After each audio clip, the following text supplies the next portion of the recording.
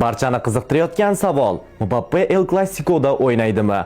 Like bosib obuna bo'lib qo'ying, hozir tushuntiraman. Mbappe asosiy tarkibda maydonga tushmaydi va uning o'rnini Gonzalo Garcia egallaydi va Kylian ikkinchi taymda jamoasiga bir necha daqiqa maydonda yordam berishi mumkin. Keling bu azaliy to'qnashuvdagi ba'zi bir faktlar va yangiliklar bilan tanishamiz va ushbu Clasico'ni qanday qilib jonli efirda tomosha qilish mumkinligini esa video oxirida tushuntiraman. Bu hisobda allaqachon 263-El Clasico. G'alabalar bo'yicha Real oldinda 106 ga 104, 52 ta uchrashuv durang bilan yakunlangan. Ispaniya Superkubogida ham statistika madridliklar foydasiga 10 ta g'alaba, 6 mag'lubiyat va 2 durang. Barselona Ispaniya Superkubogini 15 marotaba qo'lga kiritgan. Real esa finalda 13 marta g'alaba qozongan. O'tgan Superkubok finalida Barselona Realni 5-2 hisobida mag'lub etgan. Barselona Superkubok doirasida so'nggi 6 o'yinning 5 tasida asosiy vaqtda g'alaba qozongan. Ispaniya Superkubogi doirasida Barselona va Real o'rtasidagi so'nggi 4 ta o'zaro o'yinning har birida kamida 4 ta gol urilgan. O'yinni Jose Munera Montero boshqaradi. U o'tgan mavsumda Bellinghamni haqoratli so'zlar uchun maydondan chetlatgan.